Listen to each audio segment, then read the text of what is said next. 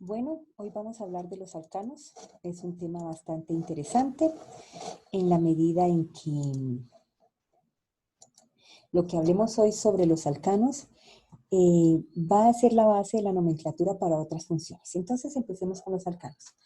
Los alcanos son hidrocarburos saturados, lo cual significa que los carbonos van unidos entre sí por enlaces covalentes sencillos. Recuerden que son 4 enlaces por cada carbono. Y se les conoce también como parafinas. ¿Listo? Entonces aquí están. Ya dijimos que eran saturados. Saturados quieren decir que tienen enlaces sencillos. Enlaces sencillos. Y recordemos, cada carbono tiene 4 enlaces. Hay una fórmula general de los alcanos, para los alcanos especialmente los lineales, en donde la fórmula es CnH2n más 2. ¿Qué quiere decir? Pongo aquí un ejemplo.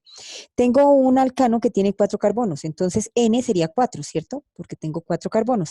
E hidrógeno, entonces no sabemos cuántos son los números de hidrógenos que pueden tener. Entonces, ¿cómo se hace? Sencillamente se coge el número de carbonos, se multiplica por 2 y le sumamos 2, o sea, 4 por 2, 8 más 2, 10. Y notamos aquí que efectivamente tiene 10 hidrógenos. Esto es para los alcanos que son lineales. Esta es una fórmula general para alcanos. Estructura de los alcanos. Los alcanos poseen varias estructuras. Primero tenemos una, como la que aparece acá, que son alcanos lineales, ¿cierto? Esa es una forma. Otras son los alcanos que son cíclicos, como este, que aparece acá, un hidrocarburo cíclico. Y también tenemos los hidrocarburos que son ramificados, que pasaré a explicar más adelante. ¿Qué propiedades tienen los alcanos? Entonces vamos a hablar un poquito de alcanos. Primero que tenemos que hablar es que las propiedades de los alcanos dependen de su estructura. Sus moléculas presentan enlaces covalentes y están constituidos por elementos que poseen electronegatividades relativas más o menos iguales. Por ejemplo, el carbono 2.5, hidrógeno 2.1, eso hace que la molécula de los alcanos sean ligeramente polares. Y además, los enlaces entre ellos tienen unos enlaces sigma. Ese enlace sigma que tienen los alcanos hace que esta molécula o las moléculas o los compuestos de alcanos sean muy estables. Bueno, generalmente los puntos de ebullición, bueno, los alcanos normales muestran un aumento constante en el punto de ebullición al aumentar el peso molecular. O sea, a medida que tenga más carbonos, pues aumenta el punto de ebullición. Y hay algo bien interesante. Si el alcano es ramificado, disminuye notablemente el punto de ebullición.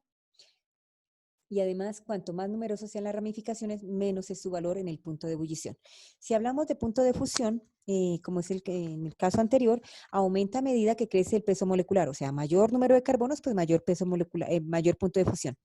Este aumento no es tan regular debido a que algunos alcanos con número par de átomos de carbono se compactan en el estado cristalino y hacen que las fuerzas de atracción entre las cadenas individuales sean mayores y por consiguiente los puntos de ebullición también sean mayores. Eso es para el punto de fusión. Respecto a la densidad, pues los alcanos son los menos densos de todos los grupos de moléculas orgánicas. Tienen densidades menores con respecto a la densidad del agua, o sea, está por debajo de 1 gramo por centímetro cúbico. Obviamente que a medida que aumenta el tamaño del alcano, pues obviamente va a aumentar la densidad. Y en cuanto a la solubilidad, los alcanos, debido a la baja polaridad, ya sabemos que polaridad es, bueno, moléculas polares son las que son afines al agua y moléculas apolares son sustancias que no son muy afines al agua. ¿Listo? Entonces, los alcanos son moléculas poco polares, o sea, más bien son no polares o apolares. Como el benceno, el tetracloruro de carbono, el cloroformo y el éter, todas esas sustancias que acabo de mencionar son apolares. ¿Qué más le cuento? La reactividad de los átomos perdón, de las moléculas de alcanos son muy poco reactivas debido a que, pues como les venía diciendo, tienen enlaces sigma que son muy estables, entonces casi no reaccionan. Pues comparado con el resto de funciones orgánicas son más bien estables, son relativamente inertes. Es importante saber que la fuente industrial para obtener alcanos es el petróleo natural. ¿Listo? Allí podemos encontrar que es el petróleo. El petróleo es la putrefacción a enormes presiones de sustancias orgánicas que durante millones de años han durado bajo tierra y se han transformado en sus componentes en mezclas de alcanos. Listo, unos de hasta 40 carbonos. Así hablando más o menos, por ejemplo, tenemos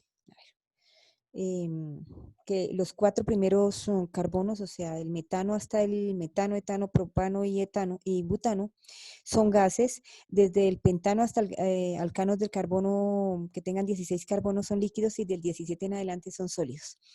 No sé si les había dicho, son incoloros, generalmente no tienen olor, son insolubles en agua porque son apolares, como les venía diciendo, y son buenos disolventes orgánicos. Y también, como les había dicho, los puntos de ebullición, fusión y densidad aumentan a medida que incrementa el peso molecular. Vamos a hablar también un poquito acá del petróleo. Por ejemplo, es importante saber que los alcanos hacen parte del petróleo. Encontramos petróleo en los alcanos.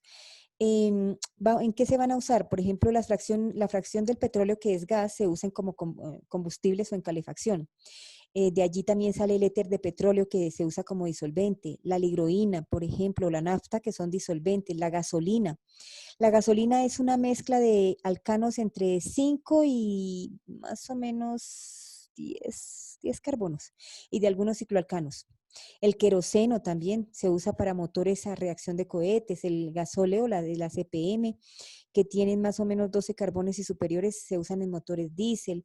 El aceite lubricante también se usa, son cadenas largas unidas de estructuras cíclicas de alcanos, se usa para la lubricación. Y el asfalto, que ustedes lo conocen, se usa, es una estructura policíclica y se usa para la impermeabilización o pavimentación. Entonces vemos que los alcanos realmente tienen bastante, ¿cómo diríamos?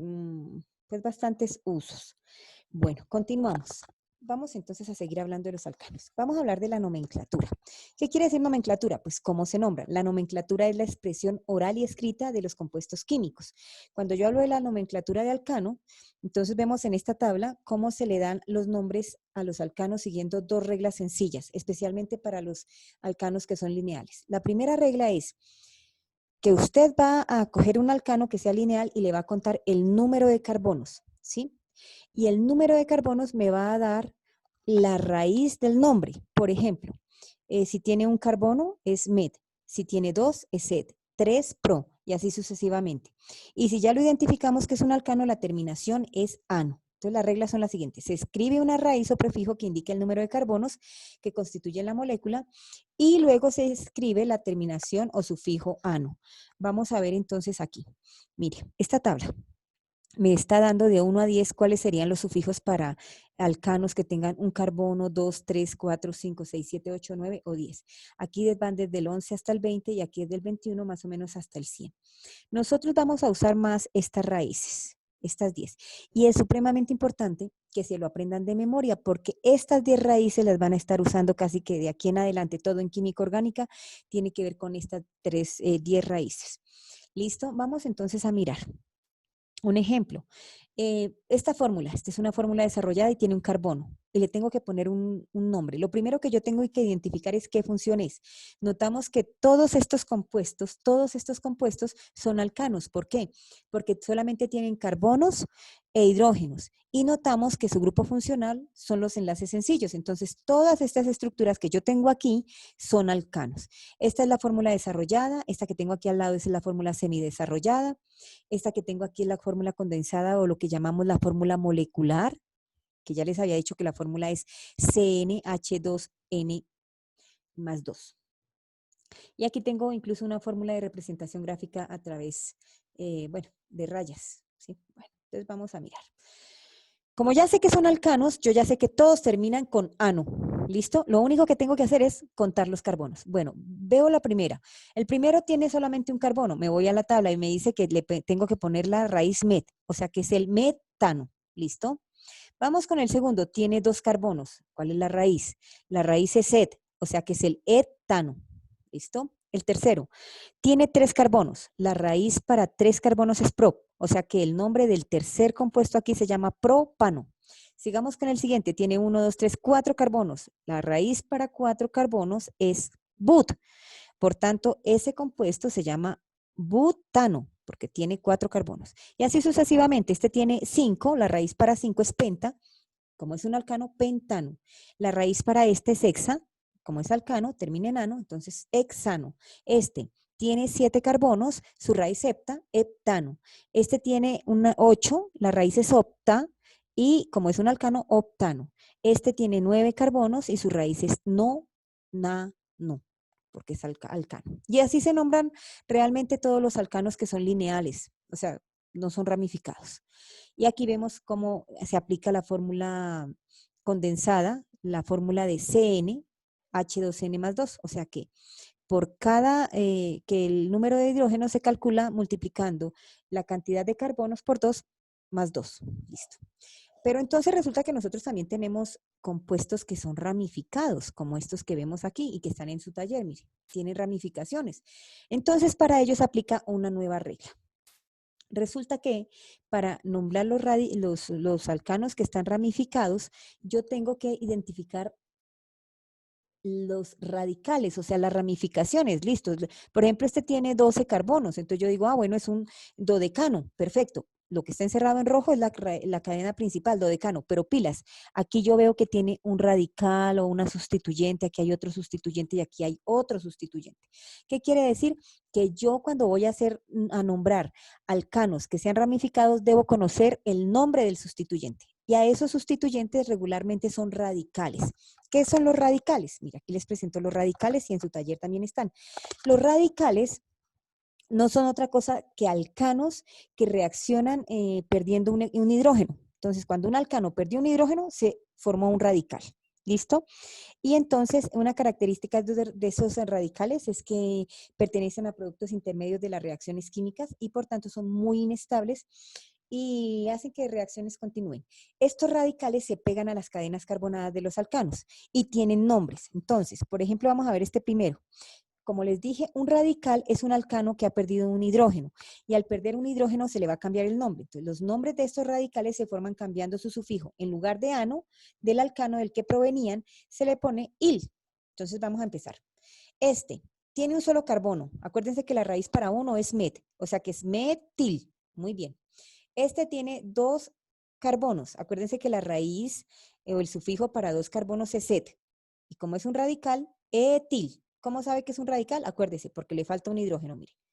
Si fuera un alcano, tendría 3 aquí, porque cada carbono debería tener 4 enlaces, pero fíjese que aquí solamente hay uno que está vacío. Sigamos aquí propil. ¿Por qué propil? La raíz para 3 carbonos es pro, y como es un radical, propil. Y mire, este se llama propil porque perdió un hidrógeno en el carbono primario. Este también es un propil, pero pilas. Mire, aquí perdió el hidrógeno en un carbono secundario.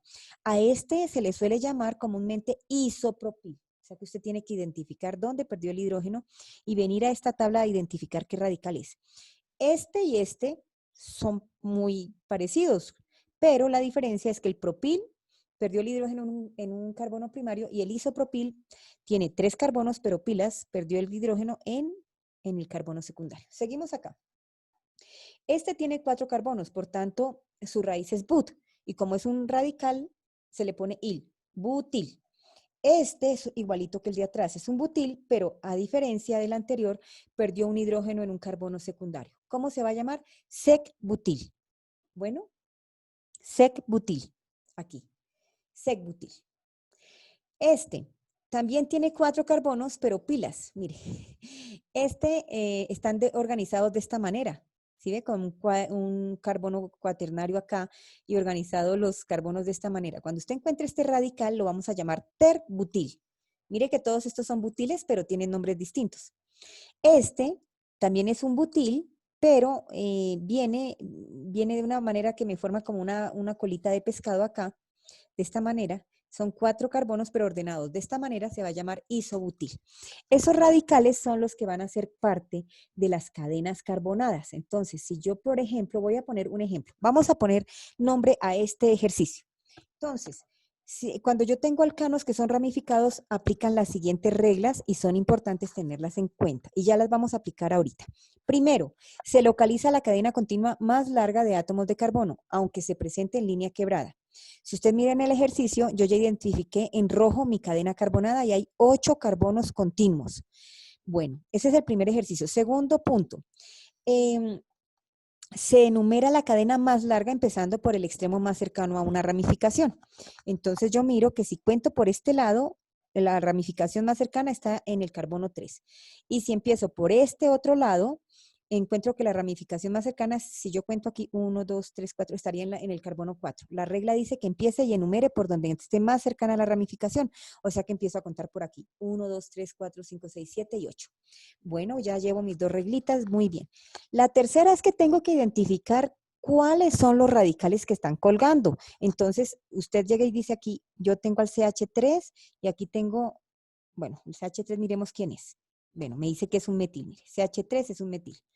Y me voy aquí, este tiene 1, 2 y 3 carbonos, está colgando y está colgando el carbono primario, o sea que es este, el propil. Bueno, ya los identifiqué, así que sigo con mi ejercicio. Bueno, después de esto, yo voy a numerar. Se utilizan los números anteriores para indicar la posición de los radicales en la cadena principal. El nombre base del alcano se coloca en último lugar y el grupo sustituyente precedido por el número que designa una posición en la cadena se coloca en primer lugar. Por ejemplo, bueno, esa es una regla. Entonces yo ya digo, bueno, si yo fuera a nombrar este, diría en el carbono 3 metil y en el carbono 5 propil. Bueno, pero hay otra regla. O sea que yo ya más o menos tengo identificado que en el carbono 3 hay un metil y en el carbono 5 hay un propil. Entonces yo ya tengo listo esa partecita. Dice otra cosita, que cuando existen dos o más radicales, estos se nombran en orden de complejidad. Primero el de menor número de átomos, es decir, el metilo, y a continuación los que tengan un mayor número de ellos. O sea, en este caso sería el propil. Ah, pero puede haber otra regla. Usted también los puede organizar alfabéticamente. O sea, también los puede organizar para nombrarlos en orden alfabético. Hay también otra regla. Cuando hay dos o más radicales de la misma clase, se indica el número de veces que se encuentran usando los prefijos di, tri, tetra. Obviamente di para 2, tri para 3, tetra para 4 y así sucesivamente. Y se separan los números entre sí utilizando comas. ¿Qué otra regla me falta? Bueno, gracias a Dios, por ejemplo, en este ejercicio no hay nada repetido, o sea que el nombre va a ser más fácil. Hay otra regla que dice que cuando hay dos cadenas de igual longitud que puedan seleccionarse como cadena principal, se elige la que tenga mayor número de sustituyentes. Bueno, en este caso sí no hay problema porque la cadena principal está bien identificada, ya no hay problema. Y la última regla dice que cuando la primera ramificación se encuentra a igual distancia de cualquier extremo de la cadena, se escoge la numeración que dé el número más bajo posible a los radicales cuya suma sea la más pequeña. Eso sí va a aplicar en otro ejercicio más adelante. Bueno, yo ya me leí todas las reglas, entonces procedo a poner el nombre. Entonces yo miro y digo, bueno, tengo mi primera regla, cadena principal en rojo, listo. Enumero por el extremo más cercano donde esté el radical, listo. Ya lo tengo aquí, empecé a nombrar por acá. Y bueno, el resto de reglas ya creo que no es necesario porque pues este no tiene mucho complique este ejercicio. El nombre va a ser, voy a nombrarlos de menor a mayor complejidad. Nombro primero el metil. 3 metil y luego 5 propil y finalmente pongo el nombre de la cadena principal. Octano. O sea, es el 3 metil, 5 propil, octano. Ese es el nombre de este compuesto. Supremamente fácil. Bueno, en este caso, tengo que elegir la cadena principal y estoy en ceros, entonces mírela acá. La más larga es esta de 5, o sea que mi cadena principal es un pentano. Muy bien. Aquí aplica que si empiezo por este lado, encuentro un radical CH3 y si empiezo a contar por este otro extremo, también encuentro CH3 y CH3. La regla dice que debo elegir por donde haya más radicales. Entonces, en este caso, empiezo por este lado, porque por este lado hay más radicales. Entonces coloco, este es el carbono 1, carbono 2, carbono 3, carbono 4 y carbono 5. Y me dicen que cuando hay varios radicales que son igualitos, le pongo di, tri, tetra. En este caso hay 3. Entonces, ¿cómo se llamaría? Identifico que en el carbono 2, arriba hay CH3, o sea, un metil, y abajo hay CH3, otro metil. Y que en el carbono 4 hay otro metil. El nombre de este señor, siguiendo las reglas que yo anteriormente nombré, es la cadena principal es un pentano y tengo 3 metiles ubicados en 2, 2 y en 4. El nombre, 2,2,4 trimetil pentano. Listo, ese es el nombre. ¿Listo? Hay veces en que hay diferentes otros sustituyentes que no son radicales, por ejemplo el flúor, el cloro, el bromo, el yodo, el nitrógeno o un grupo amino, entonces uno también lo nombra así. Por ejemplo, mira, aquí ahí traje un ejemplo.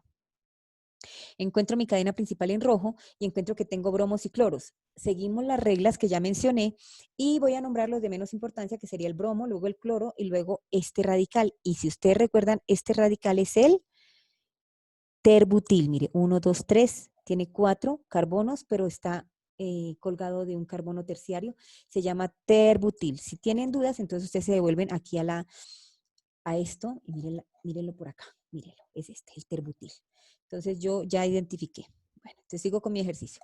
El nombre, 1,1 dibromo, 5,5 dicloro, 3 terbutil y la cadena principal sería pentano. Y listo, ese sería el nombre.